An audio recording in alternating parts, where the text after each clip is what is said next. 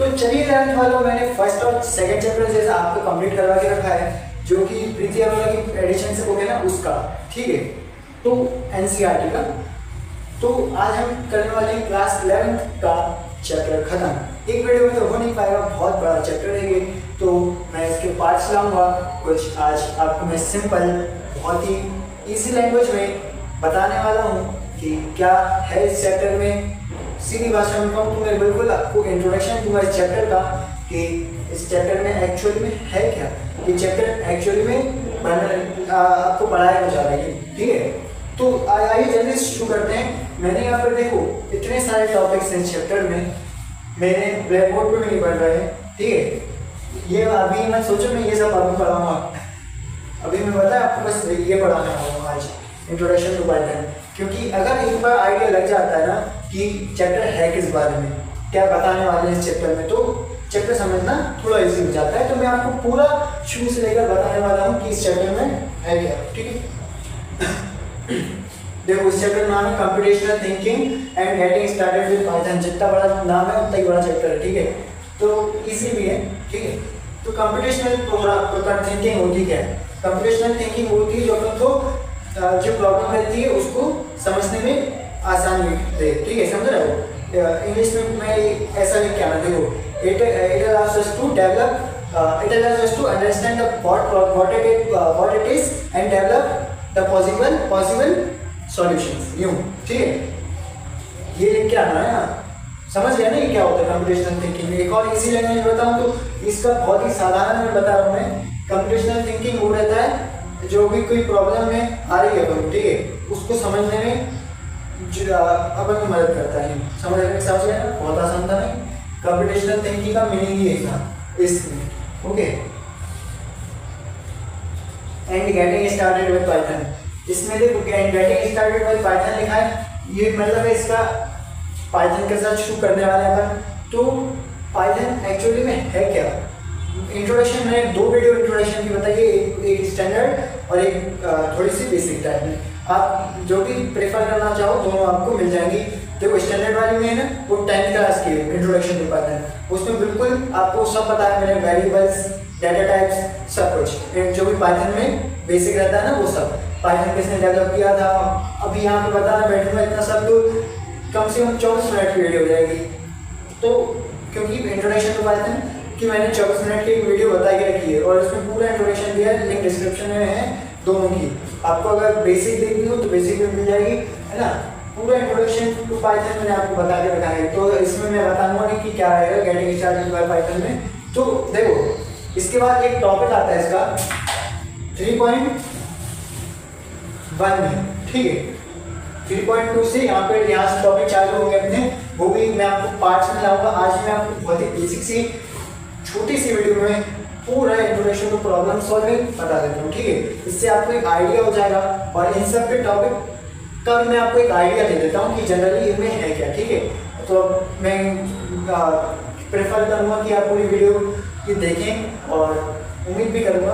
तो introduction to Python problem solving क्या होता है? देखो कंप्यूटर को कुछ नहीं आता, बस वो अपन को प्रॉब्लम को सॉल्व करके देता है, और तो और वो क्या करता है, अपन को अपना आउटपुट देता है जो अपन इनपुट देते हैं। कभी कंप्यूटर खुद तो लिख नहीं देगा, वो लिखना तो अपन को पड़ेगा। ये बात अलग है, आप ऐसे बोल रहे हैं, लेकिन वो बात अलग है, ये बात अलग है। यहाँ पर अपन अलग बात कर रहे हैं। तो एआई को यहाँ पर यहाँ पे 11th क्लास में आपकी एआई बिल्कुल भी नहीं है। तो एआई कमेंट में मेरे को देखने जाना चाहिए कि सर अपन कमेंट में एआई कर सकते हैं, एआई से कुछ भी करवा सकते हैं। एआई भाई बहुत ही एडवांस है, एआई से मतलब दूर ही है। इंट्रोडक्शन टू प्रॉब्लम सॉल्विंग में देखो प्रॉब्लम मैंने क्या बताया अभी, बहुत ही इसी लैंग्वेज में बताऊंगा अभी। Introduction to problem solving, computer खुद नहीं कर पाता, अपन को करना पड़ता है, ओके। तो क्या करना पड़ता है अपन को सर? तो अपन को पता है क्या करना रहता है, इसको इनपुट तो देना ही होता है, लेकिन उस इनपुट को अपन को ही समझना पड़ेगा ना, कंप्यूटर तो समझेगा नहीं। देखो जैसे कि कंप्यूटर क्या रहता है, उसकी खुद की एक लैंग्वेज होती है, ठीक है, उसको अपन को समझना पड़ता है। जैसे अपनी हिंदी महाराष्ट्र जाओगे तो मराठी बोली जाती है, और ऐसे इंडिया में बहुत सारी कई लैंग्वेजेस बोली जाती हैं, पंजाबी जैसे, ये सब है ना, समझ रहे हो ना। तो कंप्यूटर की भी एक लैंग्वेज होती है जो कि अपन को समझनी पड़ती है और उसकी प्रॉब्लम को अपन को समझना पड़ता है। प्रॉब्लम तो ही नहीं, सिर्फ उसके प्रॉब्लम के सॉल्यूशन को भी अपन को समझना पड़ता है। सोच रहे प्रॉब्लम भी हम नहीं समझे, सॉल्यूशन भी हम समझे। प्रॉब्लम समझोगे तभी तो सॉल्यूशन को समझ पाओगे कि ना कि ये हमने ये बात सोचा था तो सॉल्यूशन भी यही आना चाहिए। इसका सॉल्यूशन से क्या बोल रहा हूँ मैं, सॉल्यूशन मतलब आउटपुट, समझ रहे? तो आउटपुट भी यही आना चाहिए। ये है, ये अपन को अपने माइंड में रखना पड़ेगा कि ये वाला अपन ने इनपुट डाला है तो ये आउटपुट आना चाहिए, समझ रहे? तो इंट्रोडक्शन प्रॉब्लम सॉल्विंग में जनरली यही है। और कम से कम ये इसमें ना बहुत बार लिखा हुआ है कि ये जो मैंने बोला ना कि प्रॉब्लम सॉल्विंग है क्या, कि इसमें अपन को समझना पड़ता है और ये सब। और अगर इसका बताऊँ तो इसमें बहुत बड़ा लिखा हुआ है, मैंने आपको इतनी जल्दी बता दिया। और अगर मैं आपको इसको पढ़ के दिखाऊंगा तो देखो, computer help us to solve problems but they have no intelligence of thinking power. ये मैंने आपको शुरू में बता दिया, हिंदी में बिल्कुल एकदम है ना, परफेक्ट वे में। Irrespective of the Python programming language being used, the first and foremost thing while writing a program is to analyze the problem and try to solve it in a logical manner। बिल्कुल सही का सही मैंने जो आपको हिंदी में बताया, यहाँ पर मैं इंग्लिश में ट्रांसलेट करके बता रहा हूँ, लेकिन ये डोमेशन देखते। और देखो, जब अब ये सोचोगे प्रोग्रामिंग क्या होती है, मैंने ये इंट्रोडक्शन है, इंट्रोडक्शन टू पाइथन है, मैं बता चुका हूँ, ठीक है। लेकिन एक और बता देता हूँ प्रोग्रामिंग, क्योंकि इसमें दिया हुआ है इंट्रोडक्शन टू प्रॉब्लम सॉल्विंग में दिया है, इसलिए मैं बता देता हूँ कि ये है क्या। प्रोग्रामिंग होता है जो अपन टाइप करते हैं ना इनपुट, उसको अपन प्रोग्रामिंग बोलते हैं सिंपली, बस इतना सा है, समझे?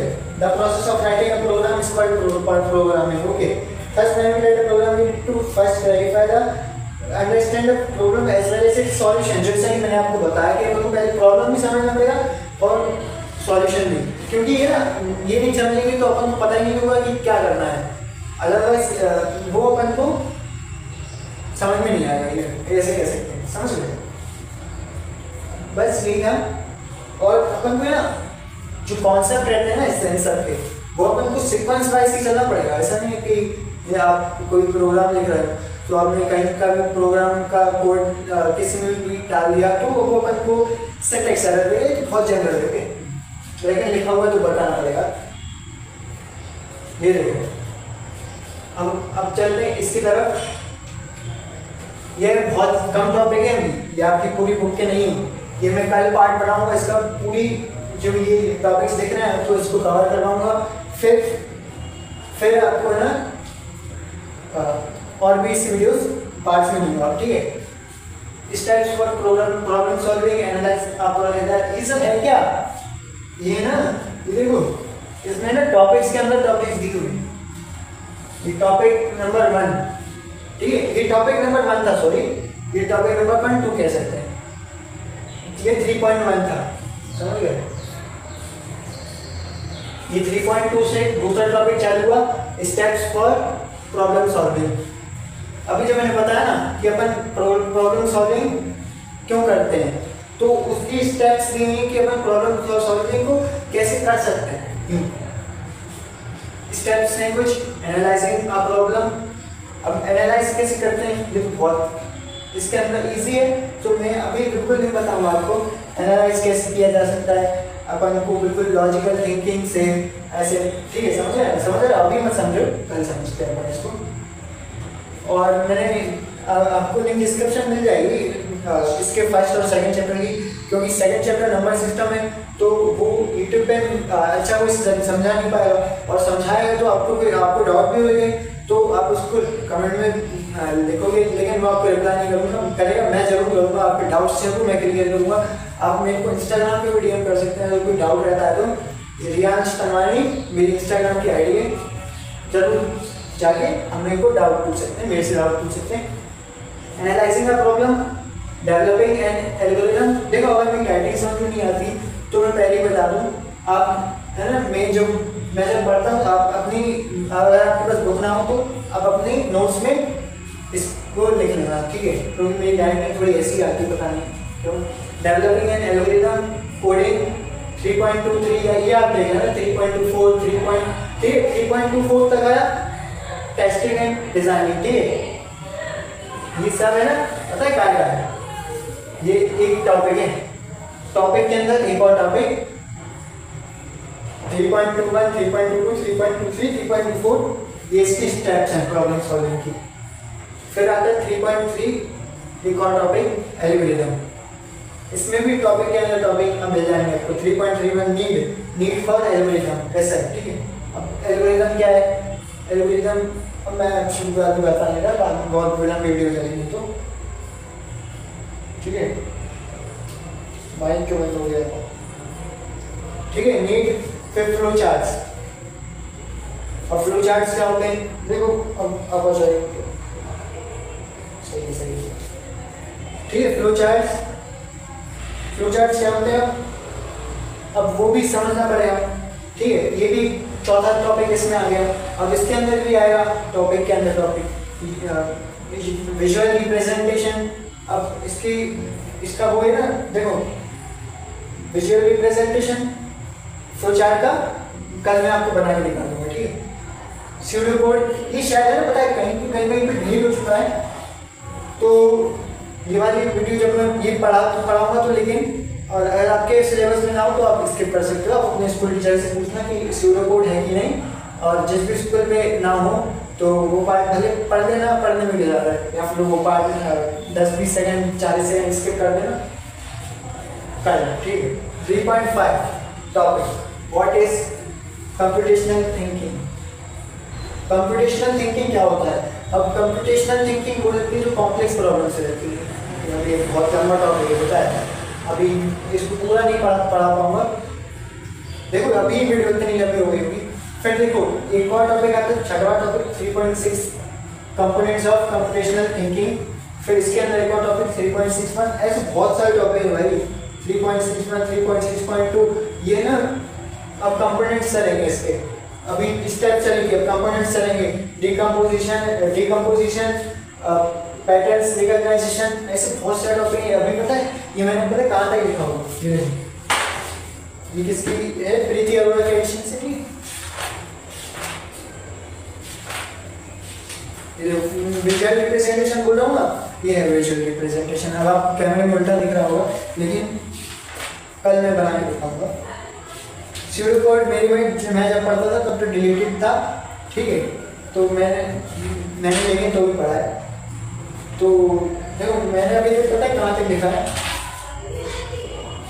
ये ना पैटर्न रिकॉग्नाइजेशन, एब्स्ट्रैक्शन, एल्गोरिथम ये सब ऑप्शनल है, तो लेकिन अपन तो भी पढ़ेंगे। ये पता है 2022-23 की करिकुलम में डिलीट हो चुका था ये वाले टॉपिक्स, रिकॉग्नाइजेशन से एब्स्ट्रैक्शन और वो एल्गोरिथम्स है ना, ये सब डिलीट था। बस इसमें डिकम्पोजिशन मेन है। डिकम्पोजिशन पढ़ के जाना, समझ के जाना अच्छे से। तो कल की वीडियो आपके लिए बहुत ही इंपॉर्टेंट होने वाली है, समझ गए? देखो मैंने 3.16 तक लिखा है सारे टॉपिक को। इसमें पता है कितने पेजेस हैं?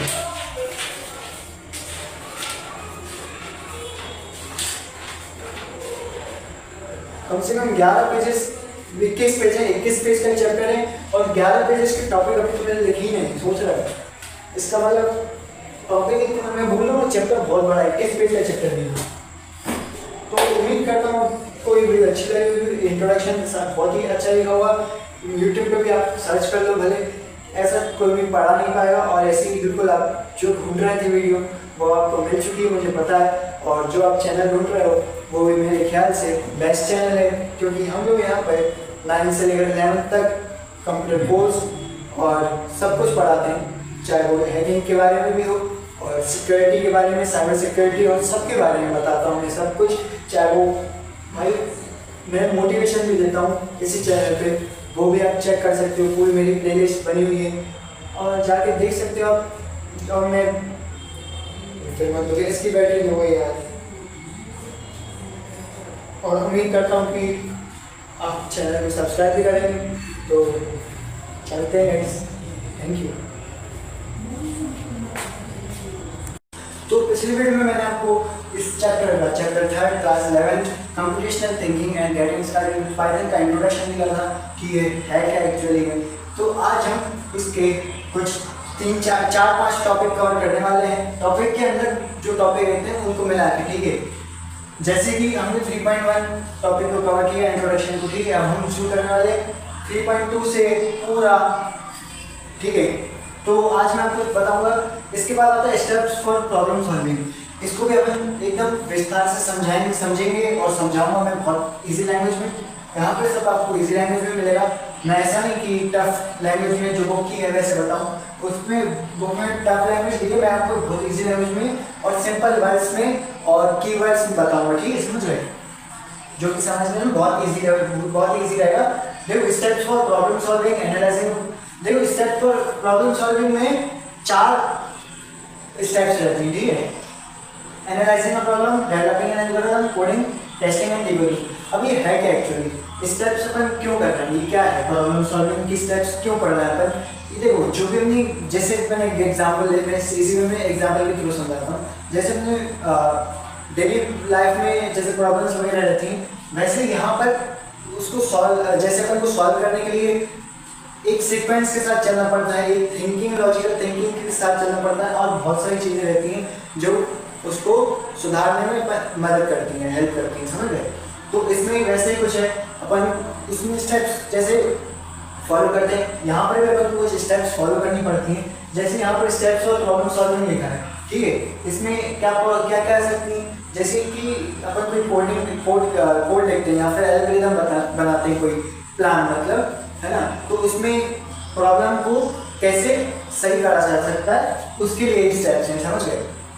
एनालाइजिंग, तो ये वाला तो अब मेरे को लगता है आपको बहुत अच्छे से समझ में आया होगा, ठीक है। इसके बाद चलते हैं इसके अंदर के स्टेप्स के बारे में, 1 2 3 4, समझ गए। और स्टेप्स कैसी रहती हैं वो, जैसे understanding the plan, create understand the problem, create a plan, execute the plan और चेक एंड रिजल्ट, समझ गए।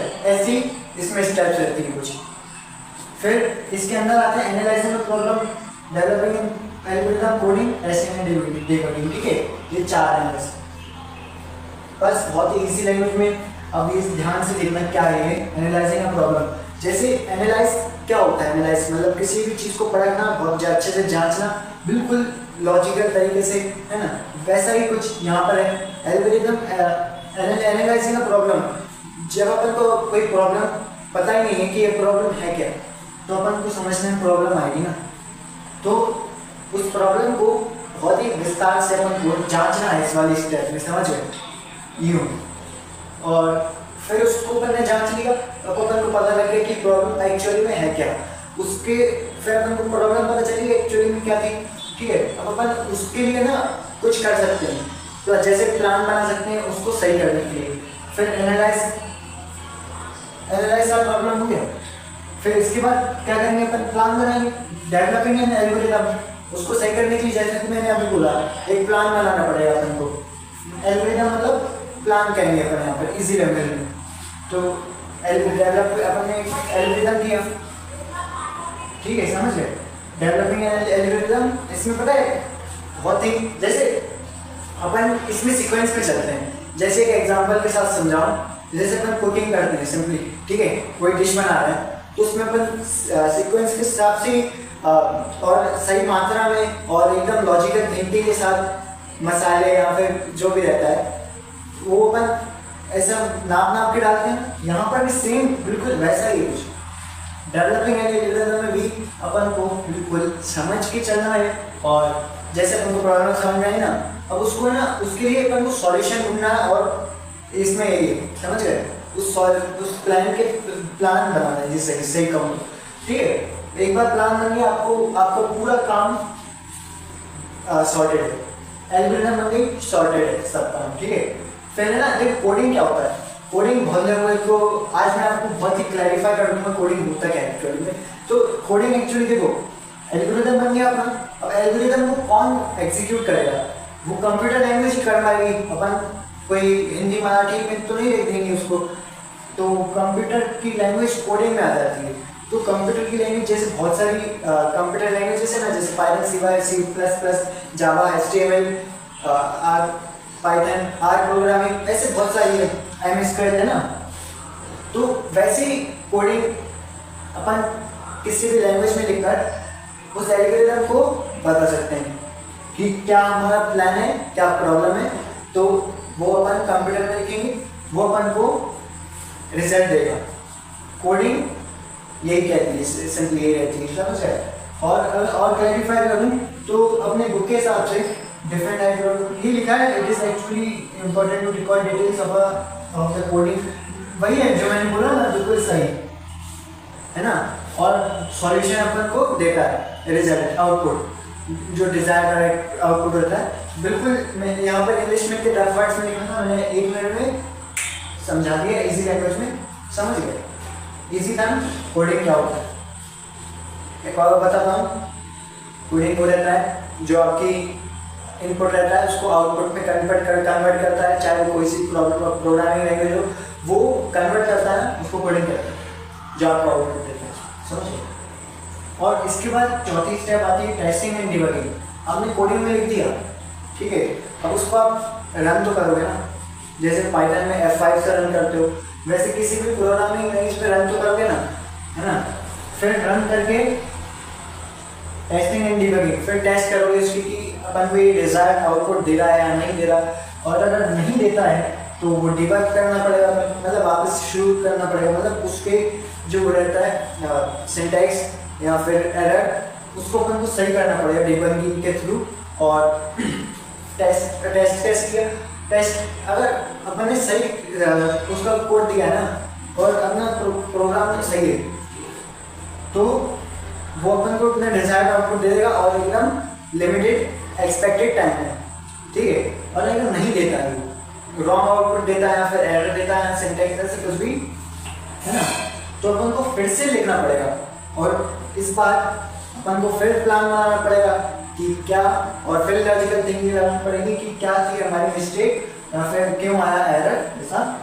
फिर अपन डिबगिंग फिर से शुरू करके अपन उसको प्रोसेस पूरी फिर से करेंगे और जब तक रन नहीं होता अपन करते रहेंगे। सिंपली यही था, जब तक अपनी प्रॉब्लम सॉल्व नहीं हो जाएगी, है ना, जो अपन को डिजायर्ड आउटपुट चाहिए वही नहीं आता जब तक अपन ऐसा करते रहेंगे, समझ गए। बहुत ईजी था ना। अगर कुछ भी डाउट रहता है तो कमेंट सेक्शन में या फिर मेरे को इंस्टाग्राम पर, देखो मैं ये नहीं बोलता कि यहाँ पर मेरी पढ़ाई से रिलेटेड या फिर हैकिंग से रिलेटेड कोई भी डाउट मेरे से पूछो। आप, मैं ये बोल रहा हूँ कि आप मेरे से प्रॉब्लम अपनी शेयर कर सकते हो, बिल्कुल, है ना। मेरे से प्रॉब्लम अपनी इंस्टाग्राम पे, मेरी इंस्टाग्राम ID रियांश तनवानी है, और आप मुझे वहाँ पर मैसेज करिएगा, मैं आपकी सब सुनता हूँ, रिप्लाई देता हूँ, है ना, बहुत अच्छे से वो भी।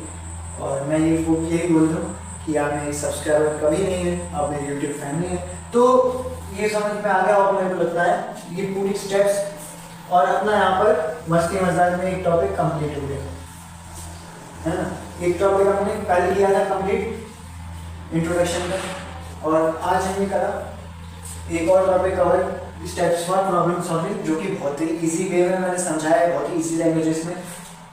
और ऐसा कोई भी यूट्यूब टीचर नहीं है जो क्लास 11 की पाइथन पूरी लाइन बाय लाइन हिंदी में समझा दे, वो पढ़ के सुनाएंगे और उसमें आपका टाइम वेस्ट हो जाएगा। और मेरे को पता है पढ़ के सुनना आपको बिल्कुल अच्छा नहीं लगता, आपको एकदम कीवर्ड्स चाहिए रहते हैं, और कीवर्ड्स में देता हूँ। और एक और बात बता दूँ, यहाँ पर एनालाइजिंग का प्रॉब्लम है ना, तो यहाँ पर अंडरस्टैंडिंग एक कीवर्ड है, अंडरस्टैंडिंग का प्रॉब्लम, ठीक है, ये नोट कर लेना, बिल्कुल लेके आना। मेरे को पता है आप लोग बस बहुत से लोग बुक ही नहीं खरीदते हैं पाइथन ये इसकी कंप्यूटर की, है ना। तो मैं ये भी बोल दूँ, अगर आपको नोट चाहिए हो तो आप मेरे से इंस्टाग्राम पे ले सकते हो, मैं बिल्कुल आपको प्रोवाइड करूँगा, चाहे जितने भी चाहिए, वो भी फ्री ऑफ कॉस्ट, क्योंकि आप मेरी फैमिली।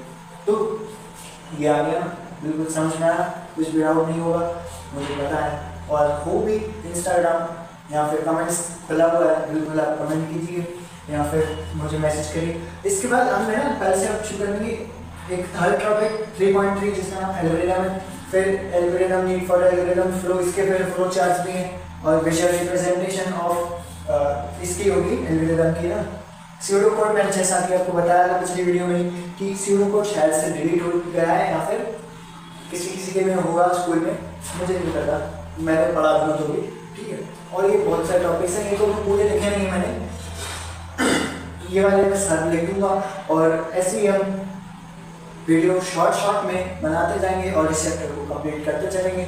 और उम्मीद करता हूँ ये वीडियो आपको पसंद आएगी। तो अगर आई हो तो ज़रूर से इसको शेयर कीजिएगा। तो चलिए चलते हैं। Thank you. तो अब तक हम कर चुके हैं इसका introduction, computational thinking and getting started Python का। हमने इसमें इंट्रोडक्शन को कवर किया था फर्स्ट पार्ट में, और फिर सेकंड पार्ट में हमने कवर किया था कुछ स्टेप्स फॉर प्रॉब्लम सॉल्विंग, और उसके अंदर की पूरी स्टेप्स मैंने बहुत ही ईजी लैंग्वेज में समझा दिया था। आप देख सकते हो यूट्यूब पर ही, और आप मेरी प्लेलिस्ट पे जाके सब कुछ चेक कर सकते हो। आपको क्लास 11th 9th 10th सबका मिल जाएगा, है ना। प्लेलिस्ट पे जाओ और आपको इसके 1-2 पार्ट भी मिल जाएंगे वहाँ पर ही, क्लास 11th सीरीज में, है ना। उसका टाइटल है ना। तो स्टेप्स फॉर प्रॉब्लम सॉल्विंग में हमने टेस्टिंग एंड डिबगिंग कर लिया था। अब देखो algorithm, need for algorithm, flow charts, आज यहाँ तक अपन इसको कंप्लीट कर लेते हैं बहुत ही अच्छे तरीके से। तो एल्गोरिथम होता क्या है एक्चुअली? एल्गोरिथम कुछ नहीं होता, पता है। यहाँ पे बहुत कुछ दिया है, लेकिन अपन है ना बहुत ही इजी लैंग्वेज में इसको कवर करने वाले हैं ना। तो ये क्या है, बहुत बड़ा चैप्टर है, ठीक है। 1 2 3 टॉपिक ही 3 पेज, मतलब ये समझ लो एक टॉपिक 1 पेज का है, लेकिन मैं हिंदी में आपको 1 मिनट में पूरा 1 पेज समझा रहा हूँ, ठीक है। अब एल्गोरिथम क्या होता है? एल्गोरिथम ऐसा कुछ नहीं है, ये ना एक सीक्वेंस ऑफ स्टेप्स है, ये समझ लो आप बहुत ही इजी लैंग्वेज में, और यही इसका कीवर्ड है। Algorithm stands is an sequence of steps, ऐसे ही कर सकते हो आप। देखो जो प्रोग्रामर रहता है ना, उस कोडिंग वो करता है, कोडिंग करता है, ठीक है। पहले जो इनपुट डालता है समझ लो, ठीक है, उसको आउटपुट चाहिए होता है, क्योंकि तो इनपुट डालता है ना, वो इनपुट ऐसे नहीं डाल देता, उसको कोई सीक्वेंस ऑफ स्टेप्स फॉलो करनी पड़ती हैं। और ये सीक्वेंस ऑफ स्टेप्स भी पता है कैसी रहती हैं? एक इजी से एग्जांपल से समझते हैं अपन, 2 एग्जांपल समझते हैं, ठीक है, इसके एल्गोरिथम के। फर्स्ट एग्जांपल देखो क्या है कि देखो जैसे अपन एक बुक का एग्जांपल बताऊं, अपन जैसे कार का एग्जांपल लेते हैं। अपन को कहीं पहुंचना है कार से, तो उसके लिए अपन सीक्वेंस ऑफ स्टेप्स फॉलो करते हैं, सही है। क्या क्या फॉलो करते हैं? पहले गैराज से अपन कार को निकालते हैं, फिर कार में जो ड्राइविंग सीट पे बैठते हैं, और फिर उसके इग्निशन में की लगाते हैं, फिर उसको स्टार्ट करते हैं, फिर कार का क्लच और वो जो गियर रहता है उसको उसके हिसाब से ही अपन एडजस्ट करते हैं ना। और फिर क्या करते हैं अपन, फिर कार को चालू करते हैं, और फिर पहुंचते हैं अपन अपनी डेस्टिनेशन पे। फिर वो फाइनल जहाँ पर अपन पहुंचना होता है वहाँ पे डेस्टिनेशन। इतनी सारी सीक्वेंस स्टेप्स करके अपन फिर आउटपुट तक पहुंचना, अपनी जहाँ तक अपन पहुंचना था, जो जिसलिए अपन ने कार निकाली थी, है ना।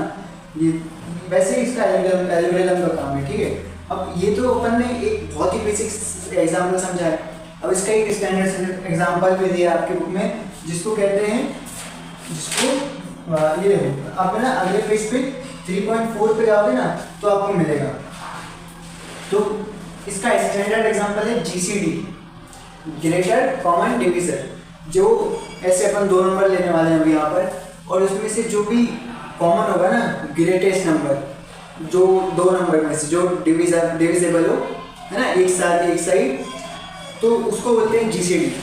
और वो उसमें भी अपन स्टेप्स को करके दिखाता हूँ मैं, कैसी स्टेप्स रहती है। अब आपको और अच्छे से समझ में आएगा। मैं इसको रफ कर देता हूँ, क्योंकि ये तो अपन ने पूरा कंप्लीट कर दिया है ना। तो देखो बहुत ही इजी वे में समझाता हूँ मैं, है ना। तो आपको उम्मीद करता हूँ मज़ा भी आता होगा। और तो देखो एल्गोरिथम का एक स्टैंडर्ड एग्जांपल लेते हैं।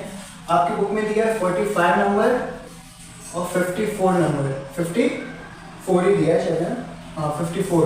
अब ये जो टेबल से डिविजिबल होते हैं ना, अपन उसमें से कॉमन ढूंढते ग्रेटर डिविजिबल नंबर, है ना। देखो ये भी 1 से जाता है, ये भी 1 से डिवाइड हो जाता है, 1 से। और यहाँ पे आपको दिए हुए हैं 3 5 9, ये 3 5 9,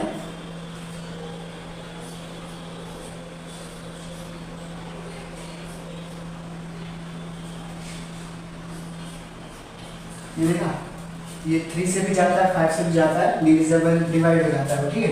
अभी 1 से जाता है, 3 से भी जाता है, और किससे जाता है, ये 2 से भी जाता है ना, सॉरी 2 नहीं लिखा मैंने, 2 से जाता है, 3 से जाता है, और 6, 9, 18,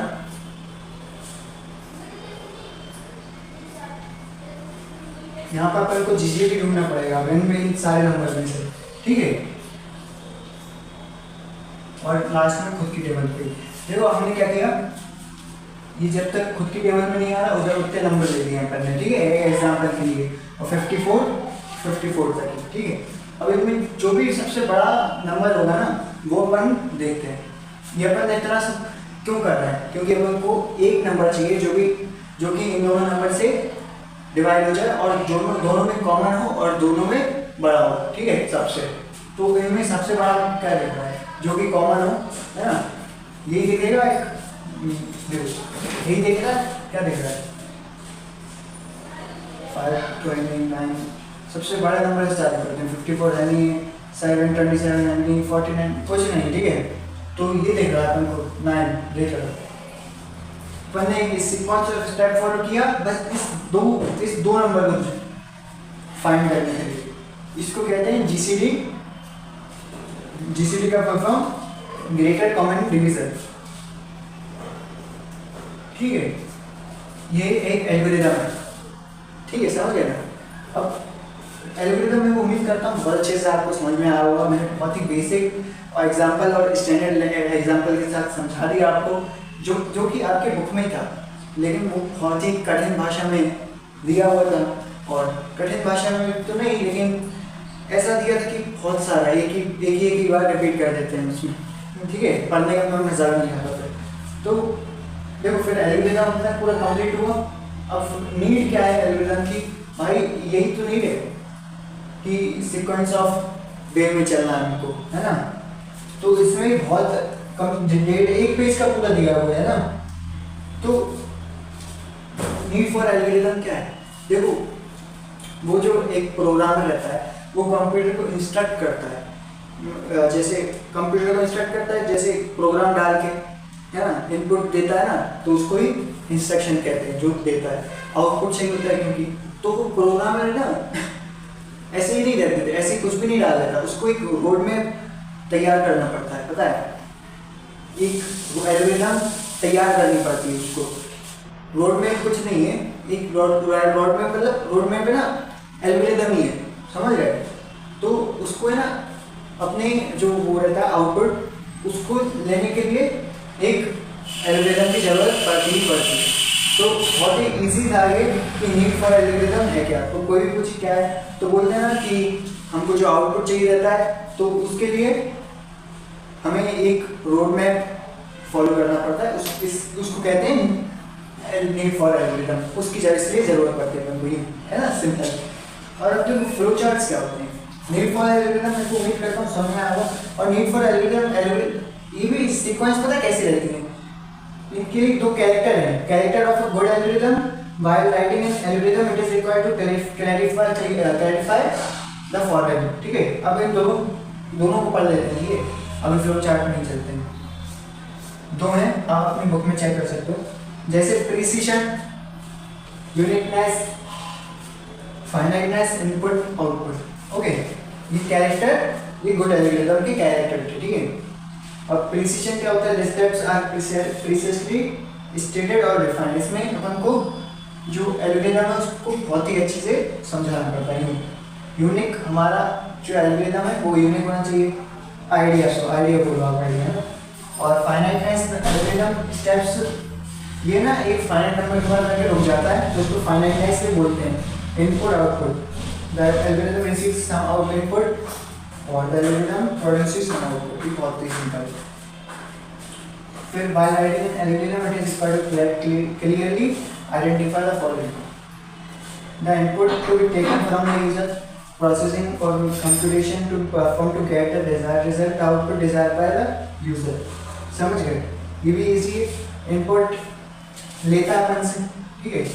तो ये तो बहुत ही सिंपल है, और प्रोसेस होता है ये भी बहुत सिंपल है। ये मैंने एक बार पहले ही बताया था और ये पहले भी आया था, इसको IOP साइकिल बोलते हैं वैसे।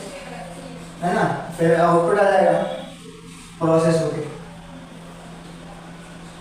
इट इज, है ना, ये सब अपन को क्लैरिफाई करना पड़ेगा, क्लियरली डिफाइन करना पड़ेगा कंप्यूटर में इनपुट में। उम्मीद करता हूँ आपको ये भी बहुत अच्छे से समझ में आया होगा। मैंने इसमें आपको दोनों कैरेक्टर विथ एग्जाम्पल सब समझाया है ना। कुछ बुरा लगता है तो मेरे से पूछ सकते हो। अभी फ्लो चार्ट क्या होता है?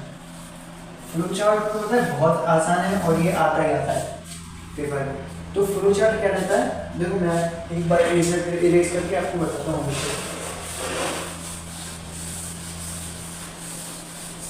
देखो फ्लो चार्ट है ना, विजुअल रिप्रेजेंटेशन होती है। ये भी एक सीक्वेंस ऑफ स्टेप्स में रहता है। ये सीक्वेंस ऑफ स्टेप्स को दिखाता है, जो एल्गोरिथम थी ना, फ्लो चार्ट अपन को दिखाता है और इजी करता है वो अपने लिए काम, पता है, फ्लो चार्ट। समझ गए? ये बहुत मैंने एक इजी लैंग्वेज में आपको हिंट दिया। अब इसको और थोड़ा इसी लेवल में लेके चलता हूँ। ये देखो, आपको अपनी बुक में दिख रहा होंगे कुछ डब्बे टाइप से बॉक्स बने हुए। तो ये बॉक्स एक्चुअली में है क्या? और अगर पेपर में है ना कि फ्लो चार्ट क्या, फ्लो चार्ट की डेफिनेशन लिखो, वैसे आएगी तो नहीं, लेकिन लिख देना फ्लो चार्ट बनाना जरूर आती है। तो लिखना pictorial representation, flow chart is a pictorial representation of a specific steps, ऐसे लिख सकते हो, या फिर टास्क, है ना। और a flow is used to how programmer in a, देखो मैंने क्या बताया, सीक्वेंस ऑफ स्टेप्स अपन को दिखाता है। यहाँ पर ये बोलते हैं कि it depicts the flow of a program. समझ गए? जो प्रोग्राम कैसे फ्लो हो रहा है, कैसे चल रहा है, वो दिखाता है फ्लो चार्ट। तो मैं आपको यहाँ पर एक बेसिक सा बना के दिखाता हूँ कि कैसे एक फ्लो चार्ट का स्ट्रक्चर रहता है।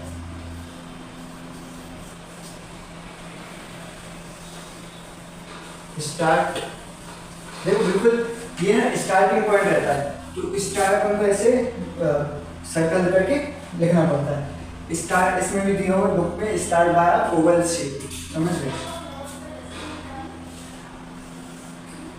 फिर अपन को थोड़ा ऐसे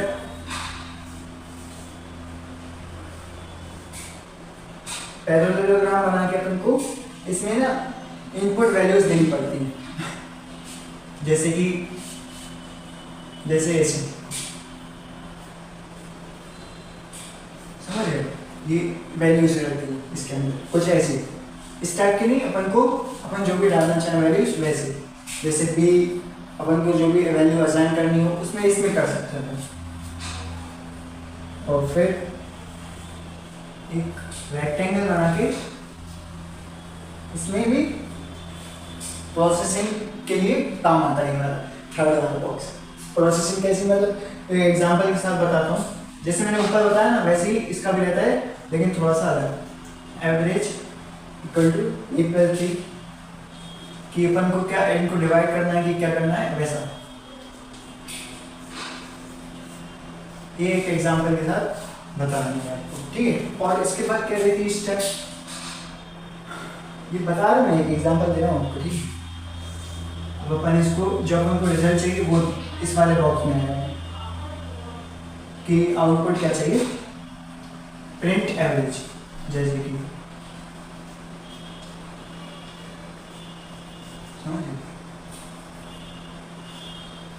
इसको पैरेललोग्राम में बनाएंगे अपन, ठीक है, प्रिंट एवरेज। और फिर लास्ट में वो खुद ही जब अपना पास आउटपुट आएगा तो वो खुद ही स्टॉप हो जाएगा। और इसको भी मैं सर्कल से रिप्रेजेंट करेंगे, जैसे कि स्टार्ट किया था, फिर प्रोसेस हुआ इनमें, फिर अपन को जो आउटपुट चाहिए था वो अपन ने ले लिया, फिर लास्ट में सर्कल के थ्रू ही स्टॉप हो गया जब अपने पास पूरा आउटपुट आ गया। समझ गए? इजी था। और एक और ऐसे ही दिया हुआ बुक में, आप अपनी बुक में देख सकते हो। ये वाला समझ लिया तो वो ये थोड़ा और इजी हो जाएगा समझना आपके लिए।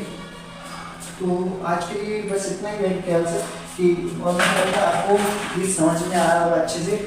ये मैंने आज पूरा फ्लो चार्ट के बारे में आपको बता दिया कि कैसा फ्लो चार्ट रहता है, क्या रहता है, पूरी डेफिनेशंस बता दी मैंने, एल्गोरिथम बता दी, रीड फॉर एल्गोरिथम बता दी, बहुत कुछ बता दिया आज तो मैंने, है ना। और हमने पार्ट 1 में पार्ट 1 पार्ट 2 बना के रखा है, और इसका ही एक लॉन्ग फॉर्म वीडियो बना दूंगा मैं, उसमें मैं पूरी लैंग्वेज की हर चैप्टर एक साथ ही बता दूंगा, एक बार बस ये 5 वाला खत्म हो जाए। बहुत बड़ा चैप्टर है, बहुत बड़ा चैप्टर है ना। तो अभी तो बहुत सारा हो चाहिए, कम से कम 3-4 पार्ट और लेगा ये, तो कोई दिक्कत नहीं है। अब मैं ना थोड़ी वीडियो को बड़ी रखूँगा, और इतनी छोटी छोटी और बिल्कुल 2-3 टॉपिक एक वीडियो बता रहा हूँ, तो थोड़ी और बड़ी कर दूँगा, या फिर एक वीडियो एक दिन में 2 वीडियो 2 पार्ट डालूँगा, समझ रहे। तो अब अगली वीडियो में हम शुरू करेंगे फ्लो चार्ट का। मैंने आज पता विजुअल रिप्रेजेंटेशन आपको बताया है ना, विजुअल रिप्रेजेंटेशन भी बता दिया, यही है फ्लो चार्ट के सारे विजुअल रिप्रेजेंटेशन। ओके, अब देखो अपना 3.4 तक हो गया। अब अगली क्लास में अपन दूसरे चौथे टॉपिक के साथ शुरू करने वाले हैं स्यूडो कोड, जो कि बहुत सारे स्कूल्स में डिलीट हो जाता है, लेकिन मैं तो ही पढ़ा दूंगा। ओके, अगर आपके में डिलीट हो गया हो तो आप वो पार्ट स्किप कर देना या फिर देख लेना, उसमें कोई दिक्कत नहीं है, क्योंकि नॉलेज ही आएगी उससे भी। 3.41 3.4.1 ओके, स्यूडो कोड। फिर व्हाट इज कंपटीशन, ये तो बहुत इजी, और मैंने आपको एक इंट्रोडक्शन भी बता ही दिया था, बेसिक कि क्या होता है कंपटीशनल थिंकिंग। अगली क्लास में इसको और अच्छे से जानेंगे, और ये फिर और सब जानेंगे, ठीक है, समझ गए।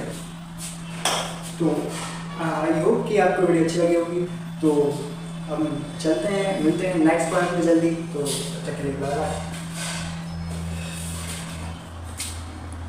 तो जैसे हमने इसके 3 पार्ट बना के रखे हैं, जिसमें हमने इसको आधे से ज़्यादा कवर कर लिया इस चैप्टर को, computational thinking and getting started Python. तो आज हम इस वाले चैप्टर को पूरा ही कंप्लीट करके रख देंगे, और अगर आपने वो तीनों वीडियो ना देखी हो तो क्लास 11 की हमारे प्लेलिस्ट में जाइएगा, आपको मिल जाएंगे। तो चलिए आज शुरू करने वाले हैं। इसका इंट्रोडक्शन हो गया था, यहाँ तक अपन ने कहाँ तक लिया था, फ्लो चार्ट तक इसका पूरा कंप्लीट कर लिया था। आज हम करने वाले शुरू 3.4.1 स्यूडो कोड टॉपिक से। तो आज हम इसका पूरा चैप्टर ही निपटा देंगे, और मानो या ना मानो इस वीडियो में बहुत ही मज़ा आने वाला है, क्योंकि अब जो टॉपिक आएंगे उसमें बहुत ही लॉजिक थिंकिंग है, और समझने में बहुत मज़ा आता है, और पढ़ने में भी। तो आइए शुरू करते हैं अपन। तो चलिए अपन शुरू करते हैं, स्यूडो कोड क्या होता है। कल मैंने बताया फ्लो चार्ट कैसा दिखता है, और सब कुछ बहुत सारी चीज़ें बताई थी, ठीक है।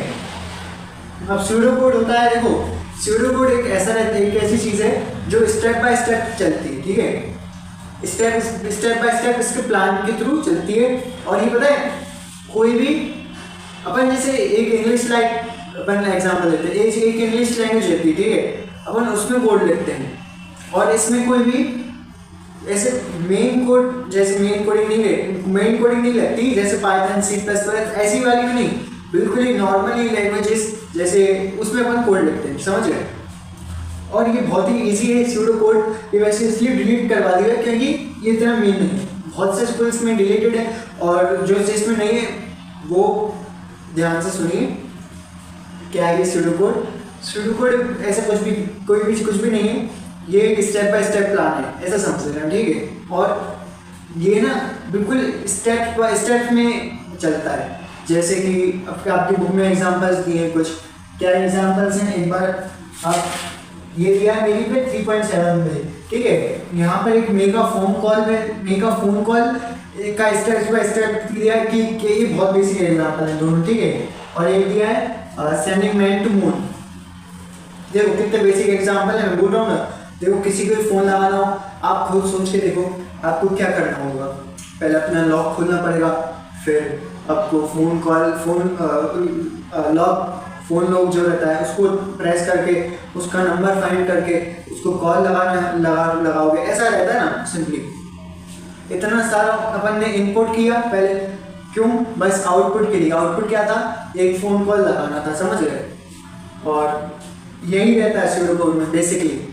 और मैं उम्मीद करता हूँ ये बहुत अच्छे समझ में आया होगा, मैंने आपको बिल्कुल एग्जाम्पल के साथ सटीक समझा दिया।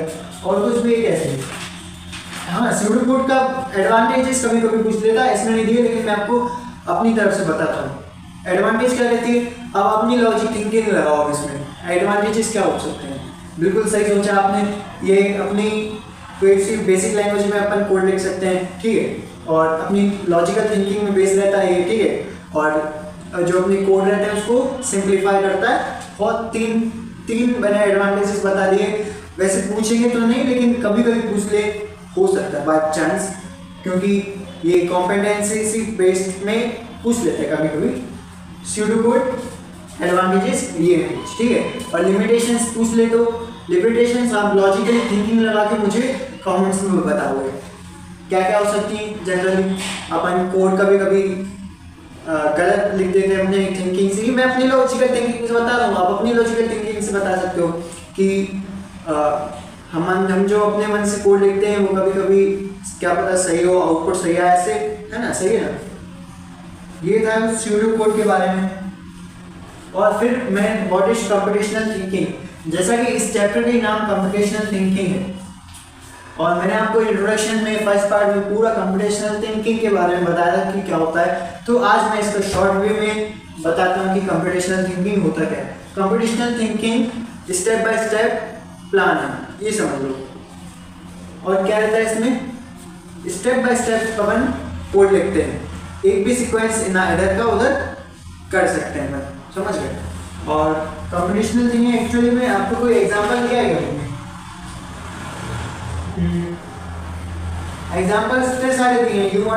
you want to make yourself a cup of tea or coffee, you want to buy a car, you want to change job, ऐसे बहुत सारे हैं ना। Informative problem and expressing the solutions, ये जनरली आपको अपनी प्रॉब्लम्स फाइंड करने में मदद करता है। कंप्यूटेशनल थिंकिंग, कंप्यूटेशनल थिंकिंग से आप क्या समझ रहे हो, देखो खुद ही सोचो क्या हो रहा है यहाँ पे। थिंकिंग वर्ड आ रहा है, मतलब तुमको कुछ सोचना है। क्या किसके बारे में सोचना है, एक प्रॉब्लम के बारे में सोचना है।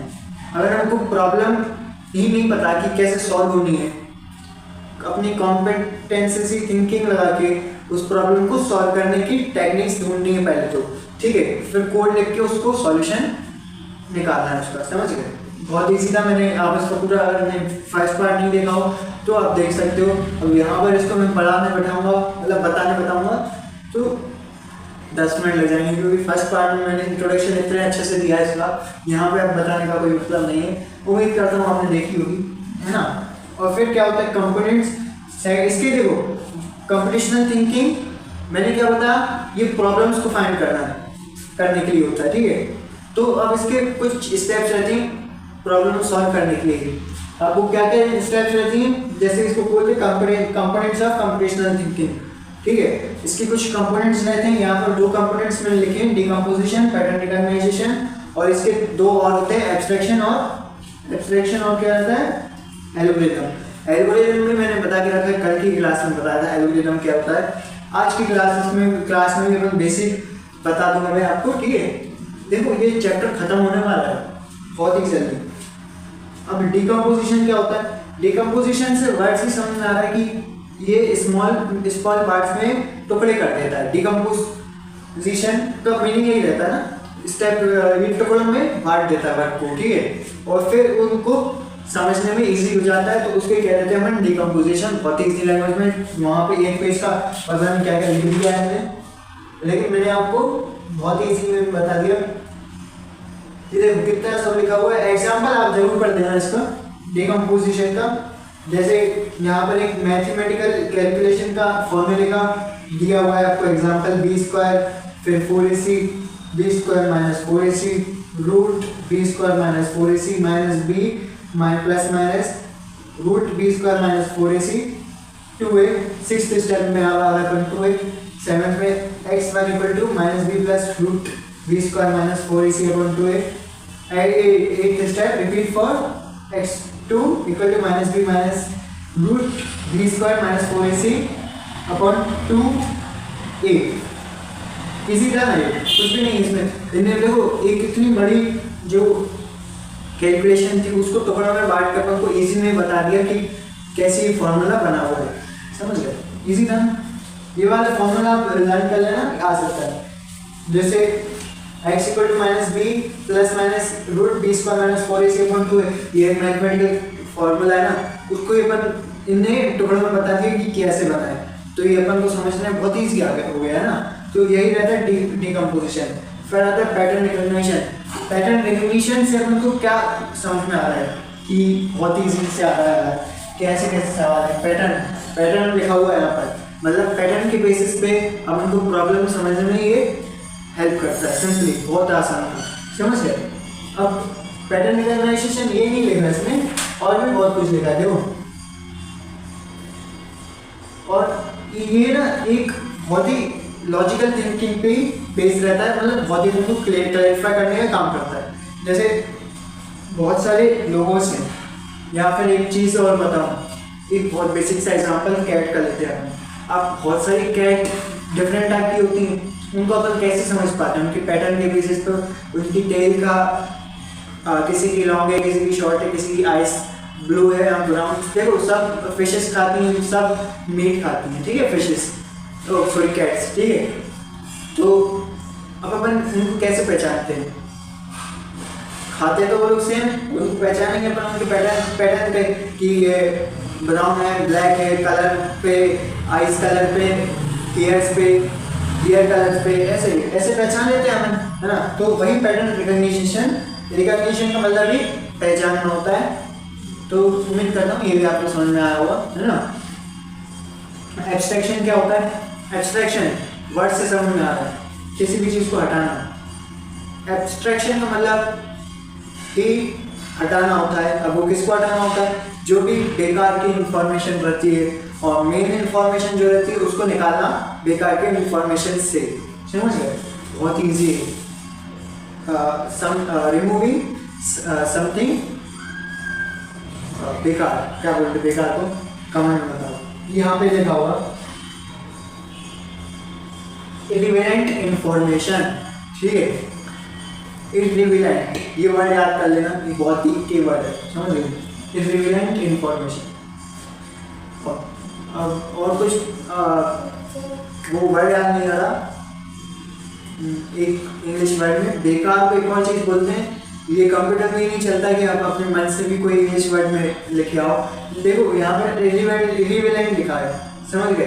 अब इरिलेवेंट ही लिखना पड़ेगा आपको, अपने मन से नहीं सोच सकते आप कुछ भी कंप्यूटर में, है ना, लेकिन मार्क्स कर सकते हैं। और फिर आता है एल्गोरिज्म।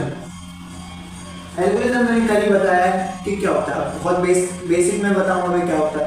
आप क्योंकि आपको पता है कि क्या होता है, कमेंट में बताना अच्छे से, आप पूरा पैराग्राफ में लिख सकते हो, मैं बेसिक में बता रहा हूँ। एल्गोरिज्म का मतलब किसी भी रोड मैप को फॉलो करना, step by step sequence wise में किसी भी प्रॉब्लम को सॉल्व करना, ये रहती है एल्गोरिज्म, समझ गए? और फिर ऐसे स्मॉल प्रॉब्लम्स को सॉल्व किया जा सकता है एल्गोरिज्म के थ्रू। यहाँ पे मैंने दो नहीं लिखे हैं, एक डिकम्पोजिशन, ये ना एक ही टॉपिक का 3.6 का 3.6 का है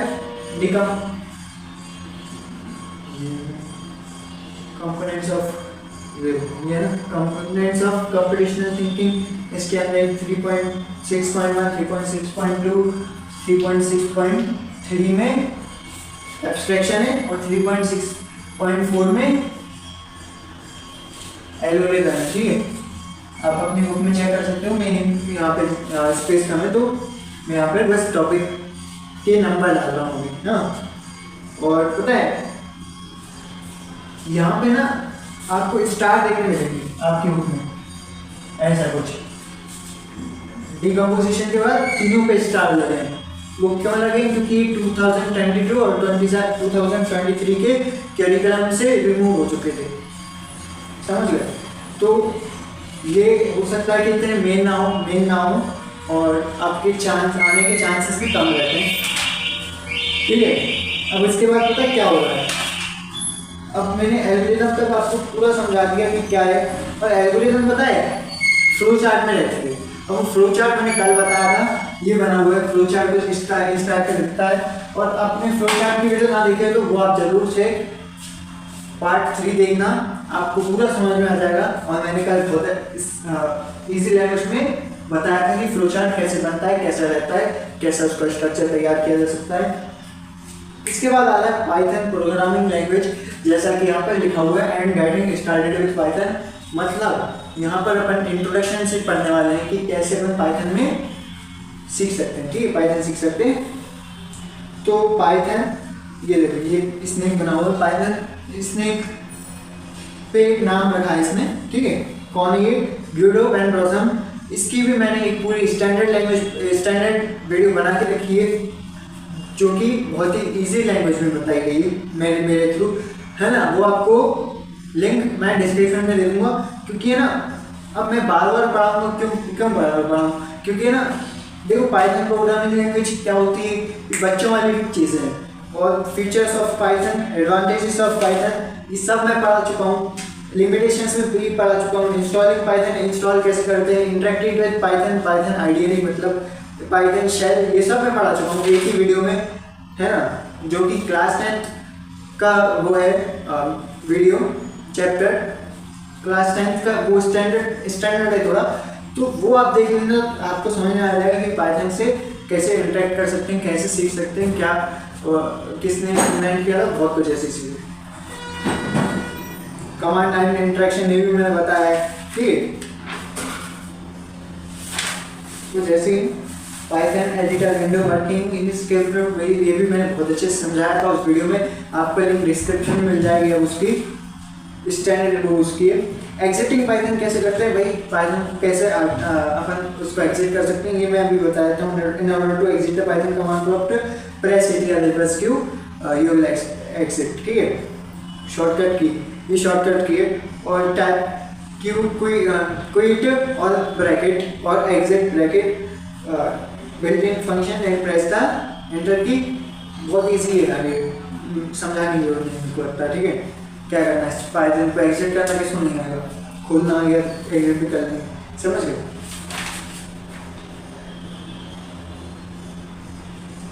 और ये ना पॉइंट टू रिमेम्बर एक बार पढ़ लेना। फिर यहाँ पे क्या लिखा है, you can type the following commands, import sys, है ना, और comma semicolon sys dot exit और ब्रैकेट क्लोज ब्रैकेट, समझ गए। अभी क्या है, ये इतना ईजी है। CTR+Q याद रखना कि कहीं पूछ ले कोई भी कि कैसे पाइथन में एग्जिट कर सकते हैं, ना शॉर्ट में क्या CTR+Q बोर्ड पे टाइप कर दो, हो जाएगा एग्जिट। पूरा चैप्टर खत्म हो गया फाइनली, बहुत बड़ा चैप्टर था अपना। तो मैंने पता है बेसिक तो छुड़वा दिया, तो आप सोच रहे हैं कि ये फुल फालतू छुड़वा दिया, ये सब मैंने बहुत ही अच्छी तरीके से बता के रखा है। अब यहाँ पे समझाने बैठूंगा तो बहुत देर हो जाएगी, और ऐसे भी आप ये सब पढ़ के आओ 10th क्लास में, सिंपल डोज ऑफ पाइथन में, है ना, पढ़ के आओ। तो बस आपको ये भले वो वाली वीडियो देखना मत, या फिर आपकी मर्जी है ना, क्योंकि वो वाली वीडियो में थोड़ा स्टैंड हाई लेवल में बताया गया है मैंने मेरे थ्रू कि स्क्रिप्ट कोड क्या होता है, पाइथन आइडियली क्या होता है, बहुत ही अच्छी तरीके से प्रैक्टिकल के थ्रू बताया मैंने, है ना। और बस आज के चैप्टर यहीं ख़त्म हुआ, और आज की वीडियो भी बहुत यहीं ख़त्म हो गई। बहुत बड़ा चैप्टर था, पार्ट 4 बनाया आज, ये 4 पार्ट में पूरी वीडियो और चैप्टर कंप्लीट हुआ। तो इसके ना मैं एक लॉन्ग वीडियो भी बना दूंगा सारे पार्ट्स को जोड़ के, वो फिर कुछ 50 मिनट की कुछ हो जाएगी, वो वन शॉट हो जाएगी फिर, है ना, वो भी आप देख सकते हो कभी अगर फ्री हो, या फिर आपके एग्जाम नियर हो तो वो आपको हेल्प करेगी। अब हम शुरू करेंगे इसके बाद इसका एक चैप्टर 4, ये पता है चैप्टर कितने पेज का था, 22 पेज का चैप्टर था। मैंने 4 पार्ट में इसको निपटा दिया, और 10-10, 15 मिनट की वीडियो में होगी, समझ रहे हो कितना काम का चैनल होगा ये आपके लिए, क्योंकि मैं इतना इजी वे में, सिंपल वे में बता देता हूँ। अब ये पार्ट 4 चैप्टर 4 आ रहा है इसका, पाइथन प्रोग्रामिंग फंडामेंटल्स, ये इसको भी अपन बहुत ही जल्दी कवर कर लेंगे। और ये उससे भी बड़ा चैप्टर है, 38 पेज का, 39 पेज का चैप्टर है ये, पाइथन फंडामेंटल्स, है ना, पाइथन प्रोग्रामिंग फंडामेंटल्स। तो अपन जल्दी शुरू करते हैं और पूरी पैटर्न भी हमारे चैनल में मिल जाएगी आपको। हम उसके लिए बना रहे हैं चीज़ें वगैरह, तो वीडियोस वगैरह सॉरी। तो आज के लिए बस इतना ही। उम्मीद करता हूँ आपको वीडियो अच्छी लगी होगी। तो थैंक यू।